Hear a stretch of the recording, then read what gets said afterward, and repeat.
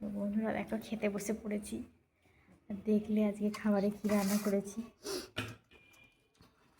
তো ছেলের খাওয়া হয়ে গেছে আর এখন আমি আর ও খাচ্ছি। আর এই যে আলু ভাজা, এই যে আলু ভাজা, কড়াইশুঁটি আলু ভাজা আর রুটি।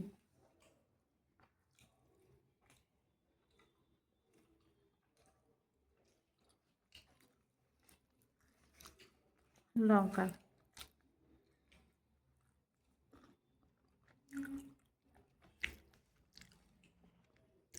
সুন্দর খেতে। তার সাথে গাজরের হালুয়া আছে। আর ছেলের কেকটা হয়ে গেছে, তো কালকে তোমাদের দেখিয়ে দেবো সকালবেলা উঠে কেমন হয়েছে। এখন ঠান্ডা হতে দিয়েছে। তো চলো বন্ধুরা,